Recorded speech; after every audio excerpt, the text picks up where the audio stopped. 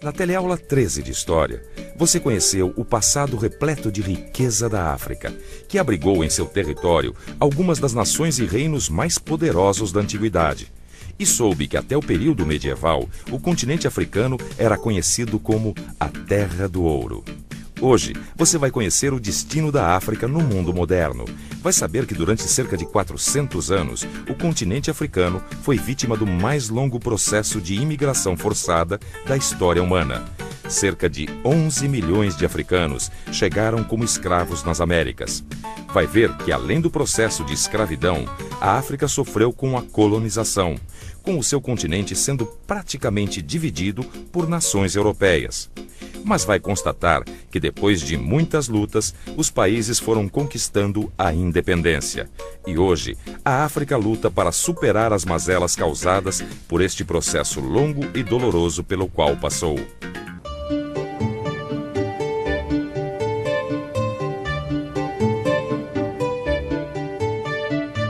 A construção da identidade brasileira passa necessariamente pela contribuição dos africanos que aqui chegaram como escravos. Transformaram-se em cidadãos brasileiros e nos legaram seus valores civilizatórios e uma cultura riquíssima.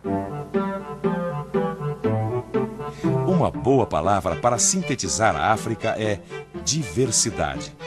Nas paisagens, nas línguas faladas, nas opções religiosas, nos costumes e modos de vida, a África é um continente plural. E isto não acontece apenas de um país para outro, mas mesmo dentro de uma mesma nação. A Nigéria é um bom exemplo. Lá se fala cerca de 500 línguas, entre idiomas e dialetos. Seus habitantes muitas vezes falam mais de um idioma no seu dia a dia. E para eles, isso é algo que já faz parte do cotidiano. Na África toda, se fala aproximadamente 2.000 línguas com seus dialetos. E os números não param por aí. A África é o segundo continente do mundo em população, com mais de 850 milhões de habitantes. A taxa de crescimento é uma das mais altas do planeta, por volta de 3% ao ano. É o terceiro continente do mundo em extensão, com cerca de 30 milhões de quilômetros quadrados, o que corresponde a 20,3% da área total da Terra. São 54 países, sendo que 48 deles ficam no continente e 6 são insulares. Cerca de 75% deste continente se situa nos trópicos. Somente as extremidades, norte e sul, possuem clima temperado. É o mais quente dos continentes, embora possua regiões com altas montanhas cobertas por neve, como o Monte Kilimanjaro. Sabe o que mais me espanta? É como na antiguidade havia tamanha riqueza na África. O fato é que durante 400 anos esse continente passou por um processo muito cruel. Imagina a quantidade de africanos que foram levados como escravos durante esse tempo todo. É verdade. A história da escravidão deixou uma marca de violência e discriminação difícil de ser apagada. Foram cerca de 11 milhões de africanos que chegaram às Américas no mais longo processo de migração forçada da história da humanidade. Dos séculos XV ao XIX, nas aldeias e cidades da África, os jovens foram retirados à força. Tudo isso feito por atos de guerra e expedições de captura que se utilizavam do medo e da violência. A luta pela sobrevivência aprofundou as desigualdades e estimulou rivalidades. Rivalidades que até hoje afetam aquele continente.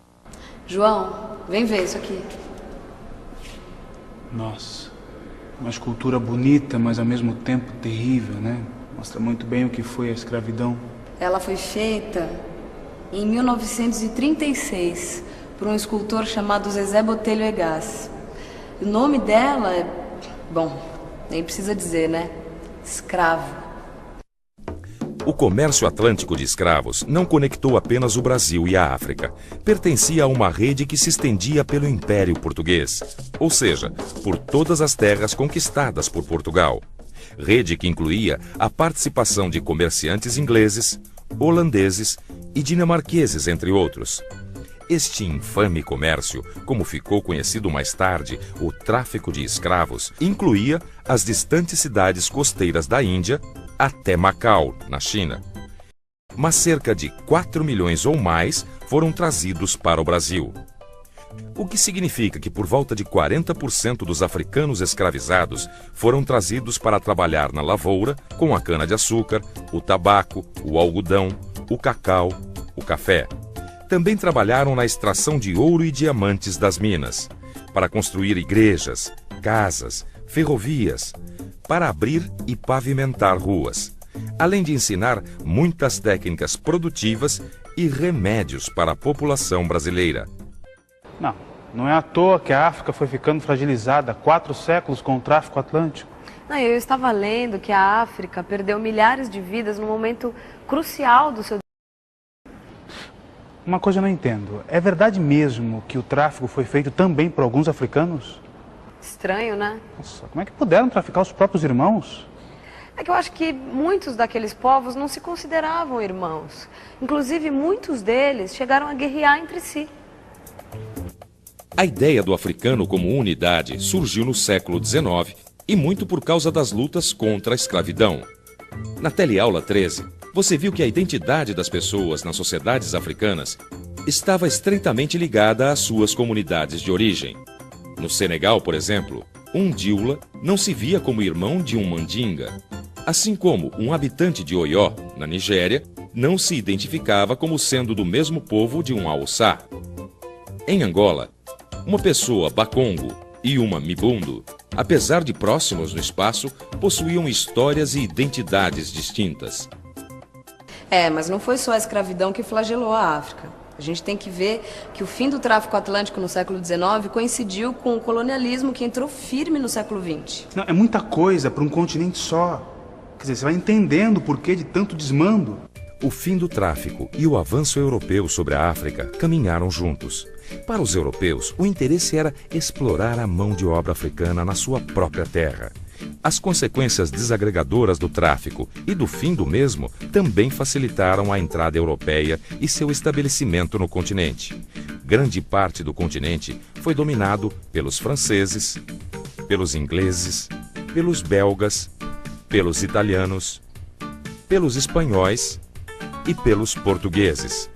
E essa divisão territorial imposta pelos invasores prossegue, definindo fronteiras em muitos países, mesmo depois das lutas de libertação que aconteceram durante todo o século XX. Essa divisão arbitrária acabou unindo sob a mesma bandeira povos e etnias muito diferentes, o que dificulta a construção de nacionalidades. Além das disputas internas, as potências ocidentais, lideradas pelos Estados Unidos, e o bloco socialista, liderado pela União Soviética, inseriram a África na lógica da Guerra Fria. Grupos rivais foram armados por um lado e outro, gerando extrema violência, guerras civis intermináveis, insegurança e instabilidade política. Mas apesar disso tudo, os países africanos conquistaram sua independência, né? Bem, sim, mas não foi um processo fácil, né? Muito pelo contrário. Houve a necessidade de muitas lutas. E cada país teve um processo diferente, mesmo porque cada país foi colonizado de forma diferente. Sim, sim. Agora, tem uma figura que eu admiro muito e que, para mim, representa toda a luta de libertação da África. Para mim, ele é um verdadeiro herói daquele continente. Eu aposto que você está falando do Nelson Mandela. Exato. Nelson Mandela nasceu em 1918 e desde jovem se dedicou à luta contra a discriminação racial e as injustiças contra a população negra da África do Sul. Em 1944, fundou a Liga Jovem do CNA, o Congresso Nacional Africano, e a partir daí nunca mais deixou de lutar contra o apartheid. Apartheid, regime político de segregação racial característico do governo da África do Sul no século XX. Estabelecia a separação entre brancos e negros em todos os setores da sociedade. Nelson Mandela, como ativista político, foi sempre um símbolo de resistência, pois mesmo preso durante 28 anos, prosseguiu combatendo da prisão o regime racista de seu país. De 1962 a 1990, Mandela continuou sua luta, escrevendo, comunicando-se com líderes mundiais. Por fim, negociou com o presidente Frederic de Klerk as condições para o fim do apartheid. todas as leis racistas foram revogadas e os negros passaram a ter os mesmos direitos civis e políticos dos brancos. Mandela acabou sendo eleito o primeiro presidente negro da África do Sul. Além de Mandela, os países africanos possuem vários outros heróis, que podem ser pessoas do povo, artistas, líderes políticos e ativistas da proteção do meio ambiente. Nem todos eles são associados a reis, príncipes ou guerreiros que ganharam batalhas e guerras.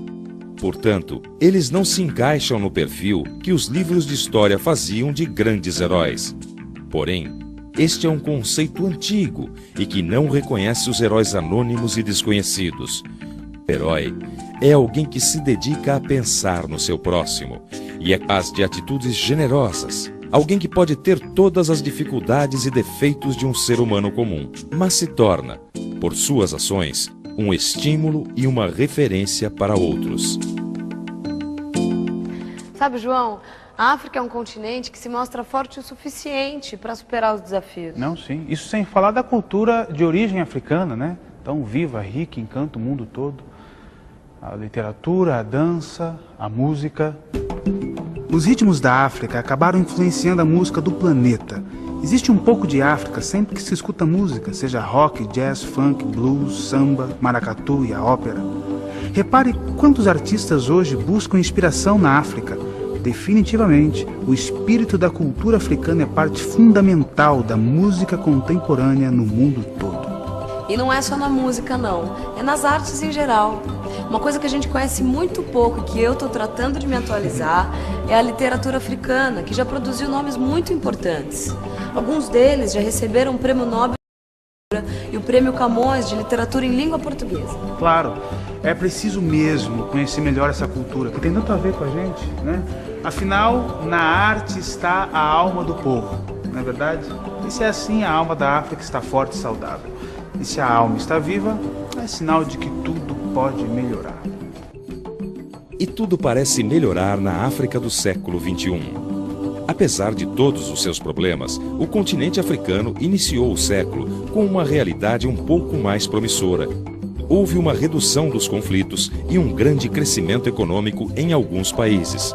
Florescem também várias iniciativas, autônomas e coletivas, para a construção da paz e de melhores condições de vida.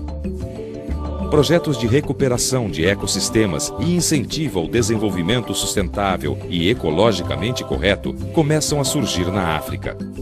Como resposta, a natureza reage e mostra que pode corresponder ao investimento que nela se faz. Todas essas mudanças criaram as condições para que mulheres africanas assumissem postos de liderança no continente. A eleição de Ellen Johnson Sirleaf para presidente na Libéria, de Luísa Diogo como primeira-ministra em Moçambique e a escolha da queniana Wangari Maathai como vencedora do Prêmio Nobel da Paz mostra o reconhecimento pelo que já realizaram e como as mulheres africanas marcam seu lugar no mundo. E atenção, se liga aí que é hora da revisão. Na teleaula de hoje, você conheceu um pouco mais do continente africano, suas dimensões e aspectos. Viu como a África suportou nos últimos 4 séculos muitos problemas com a escravidão, quando mais de 11 milhões de africanos foram trazidos para a América. Constatou que mesmo depois do fim da escravidão, a África ainda sofreu muito com o processo de colonialismo, com sua terra repartida entre nações europeias. Viu que apesar de todos esses problemas, os países africanos foram recuperando sua independência. E todas essas lutas podem ser sintetizadas na figura emblemática de Nelson Mandela, que conseguiu derrotar o regime do apartheid na África do Sul. Por fim, soube que a cultura africana, seja nativa, seja a que foi levada pelos escravizados, influenciou as artes no mundo inteiro e que nesta cultura, a alma da África ainda permanece viva e cheia de esperança. E agora vá direto para o seu livro de história. Lá você vai poder aprofundar todos esses assuntos que viu aqui. Bons estudos!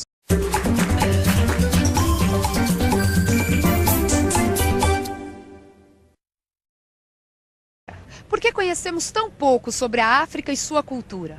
Mais ainda, o que conhecemos daquele continente no período que costumamos chamar de Antiguidade e de Idade Média. Na teleaula de hoje, você vai conhecer mais profundamente o continente africano. Vai ver que ele foi o berço da humanidade, fornecendo as bases para a civilização egípcia. E foi considerado a Terra do Ouro pelos europeus na Idade Média. Vai conhecer um pouco sobre as culturas banto e a riqueza do patrimônio artístico e cultural da África. E perceber a importância do islamismo naquele continente. Vai constatar, por fim, que a África possui um passado rico e importante para a história, que nós pouco conhecemos.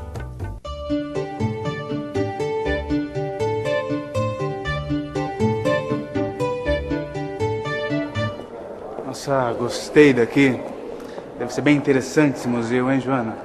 Olha, interessante não é bem o termo, eu acho que é mais do que isso. É um museu vivo, que resgata a memória afro-brasileira.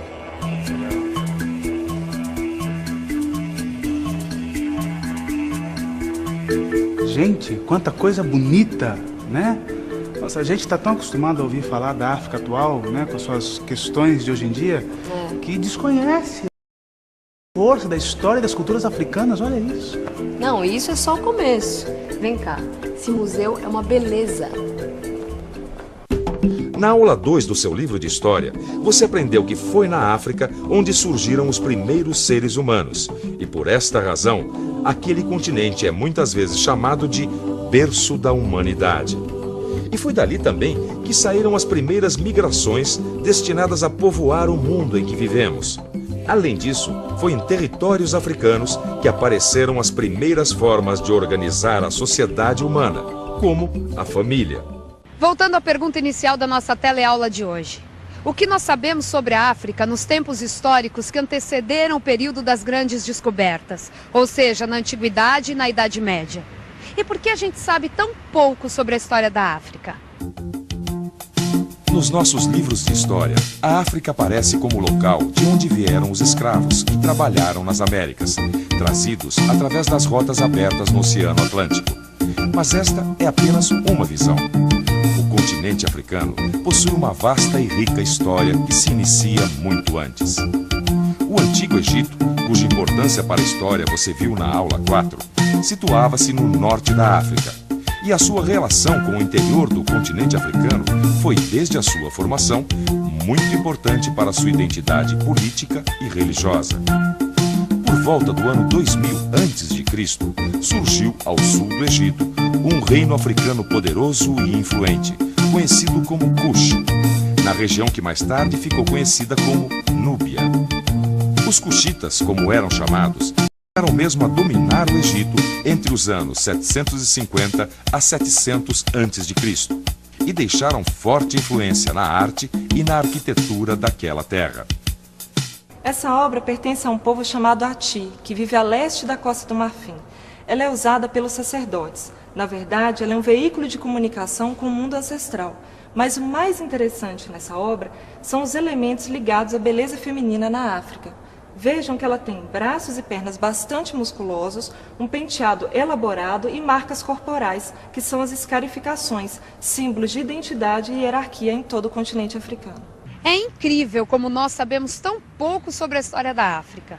A gente precisa se informar mais sobre essa época. Mas por que essa história da antiguidade africana não é conhecida?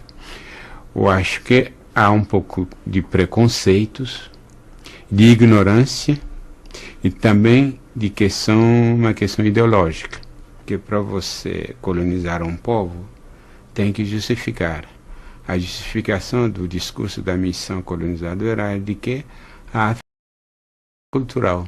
Não havia história, não havia cultura, então nós temos toda a razão para civilizar esses povos, para poder levá-los ao nível dos homens. Nós precisamos recuperar essa memória, ensinar a história de todos os povos que formaram o Brasil como país, como povo e como nação.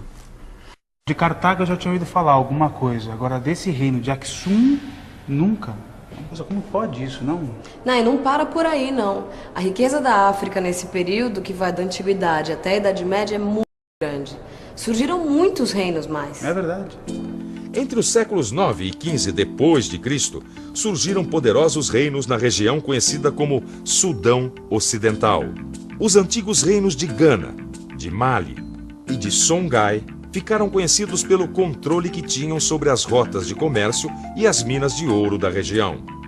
Esses reinos comerciavam com diferentes partes do mundo, incluindo a Europa e o Oriente.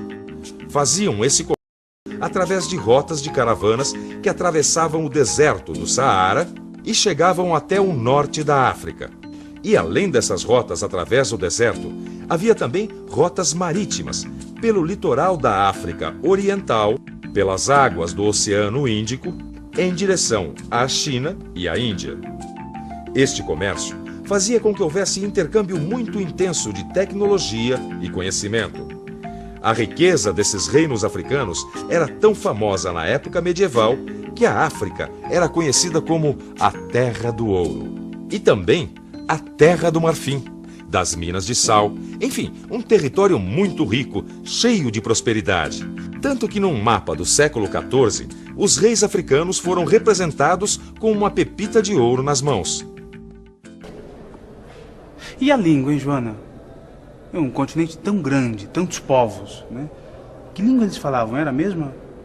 Acho que não, mas sei que muitas daquelas línguas tiveram origem banto. Banto? Era uma língua? Era mais que uma língua, era um tronco linguístico. Tronco linguístico? É, como o latim, por exemplo. A língua portuguesa descende do latim, assim como o espanhol, o francês, o italiano, são línguas latinas. Então muitas africanas se originaram do banto. É. Assim como os povos que falam línguas derivadas do latim são chamados de latinos, os povos que falam línguas derivadas do banto são chamados de bantus. Quitanda. Mochila. Neném. Carimbo. Xodó. Farofa. Todas essas palavras que você acabou de escutar são derivadas de línguas de origem banto, que os africanos escravizados trouxeram para o Brasil. Mas existem muitas mais. Vamos pensar um pouco. Como eu faço para entender a importância do banto na África? Bom, o negócio é pesquisar no mapa e no livro e ver como se deram as migrações bantas pelo continente africano. Vamos ver.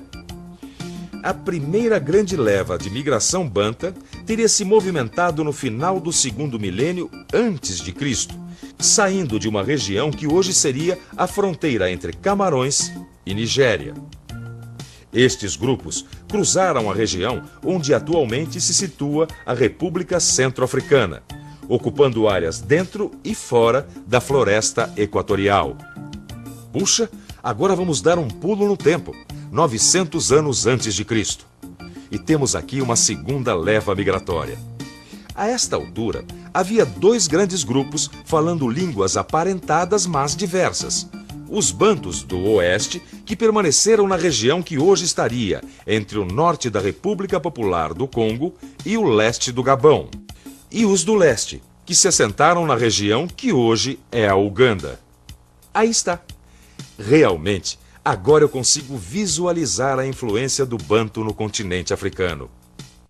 Mas a África teve muita influência do islamismo, não teve? Sim, com certeza. A religião muçulmana converteu para sua fé os povos africanos que iam do Egito até o Marrocos. Aí, a partir do norte do Egito, eles tentaram ir para o sul, mas esbarraram em alguns reinos já cristianizados, como a Núbia. Então, ainda no norte, expandiram-se na direção oeste, e foi com grande força que isso aconteceu, porque essa parte da África passou a ser conhecida como Maghreb. Maghreb? É uma palavra árabe que significa oeste. E aí parou por aí? Não, a expansão do islamismo ainda alcançou o poderoso reino de Gana na África Ocidental. E também converteram este reino? Não, Gana não se converteu ao Islã, mas abriu suas portas para os comerciantes muçulmanos, aumentando a influência do comércio em todo o continente, integrando a África, a Europa, o Oriente Médio e até a Ásia. A religião muçulmana possui uma relação de irmandade entre os fiéis.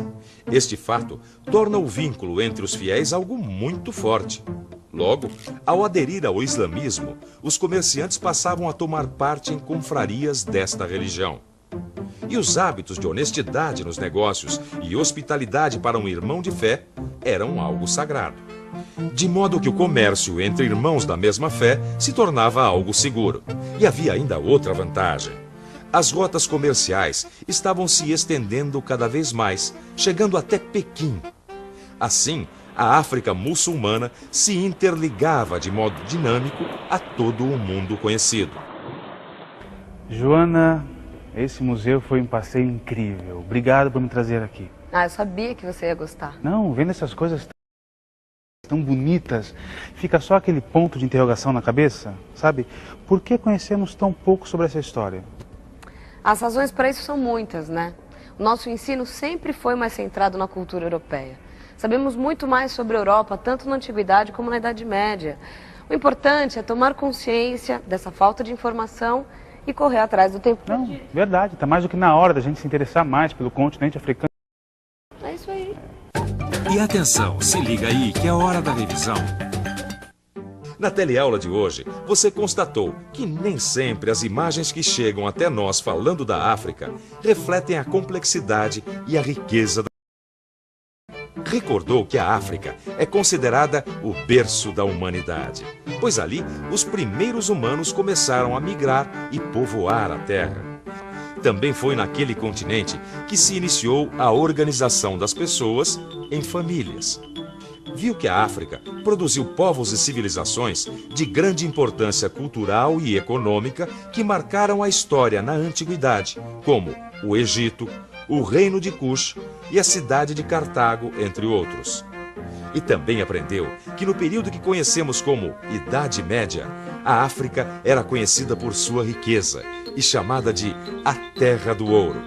Naquele tempo, reinos poderosos como Gana, Mali e Songhai dominaram a parte ocidental da região de savana ao sul do deserto do Saara, no território africano. Soube que o Banto é um tronco linguístico e base de muitas línguas africanas, e também que os povos que habitavam o mesmo território foram se unindo e criando suas identidades étnicas, com base na sua língua, seus costumes, sua religião e a memória comum. Por fim, aprendeu que desde o século VII d.C., a religião islâmica penetrou na África a partir do norte, criando vínculos poderosos dentro do continente, fortalecendo o comércio e interligando os ricos reinos africanos à Europa, ao Oriente Médio e à Ásia. Um caça custa por volta de 25 milhões de dólares. Um míssil Tomahawk, mais ou menos 1.300.000. Um míssil ar para ar, 800 mil dólares cada. Granadas e tanques vão de 2 mil a 36 mil dólares cada. Traduzido em gastos cotidianos, pelo preço de apenas este míssil, uma escola cheia de crianças famintas poderia alimentá-las com uma refeição todos os dias, por 5 anos.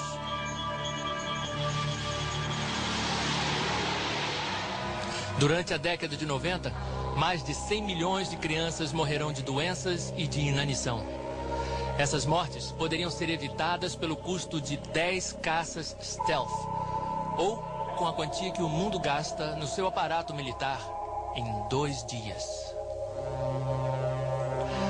A Organização Mundial de Saúde estima que 1/3 da população do mundo é bem alimentada, 1/3 é subnutrida e 1/3 passa fome.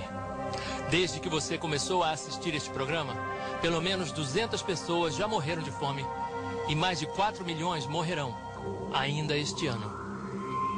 No entanto, o mundo tem condições de produzir alimento suficiente para sua crescente população. Algumas fomes são causadas por secas e outras catástrofes naturais, mas essas crianças provavelmente estão morrendo de inanição por causa da crueldade do homem com seu semelhante. Guerras e embargos, corrupção nos governos e opressão econômica, como a dívida colossal de muitos países em desenvolvimento, com os credores internacionais que lhes ofereceram empréstimos imensos e agora mantêm as nações devedoras em escravidão econômica, cobrando taxas de juros exorbitantes para o pobre ficar cada vez mais pobre e os credores ricos cada vez mais ricos. Enquanto estas crianças morrem de fome, nações ricas do Ocidente queimam milhões de toneladas de alimentos por ano para manter os preços altos. As fomes, geralmente, são resultado da corrupção e ganância do homem e por sua falta de interesse pelo próximo. Galileu apresenta os números da comida. O que é desperdiçado poderia virar almoço. Metade dos alimentos produzidos no mundo é jogado fora. No Brasil, o desperdício começa no campo.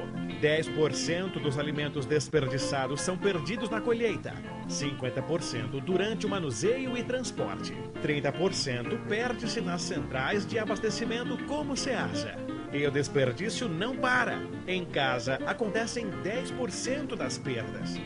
Só nas feiras do estado de São Paulo, mais de 1.000 toneladas de alimentos vão para o lixo todos os dias. Olha a laranja, 22% vão para o lixo, 40% dos morangos e bananas também. Vamos desperdiçar 30% das melancias, 25% de abacaxis, 25% das mangas, 26% dos abacates e 21% dos mamões. Tudo no lixo! Com as verduras e legumes não é diferente. Pela falta de cuidado dos consumidores ou armazenamento ruim, muita comida é jogada fora. Cada brasileiro compra 37 quilos de hortaliças por ano, mas joga no lixo 28 quilos delas. Jogamos mais fora do que comemos. O desperdício de frutas causa um prejuízo de 2,2 bilhões de dólares para o Brasil por ano. Daria para alimentar por um mês todos os famintos da América Latina e mais a população do Líbano. 1/3 de tudo que compramos vai para o lixo. A comida que jogamos fora diariamente no Brasil daria para 1/5 da população tomar café, almoçar e jantar. Uma família de classe média joga fora meio quilo de alimento por dia, ou um prato feito inteirinho. E no mundo a coisa anda pior. Em um ano, a comida jogada fora só nos Estados Unidos e Europa poderia alimentar 3 vezes a população mundial pelo mesmo tempo.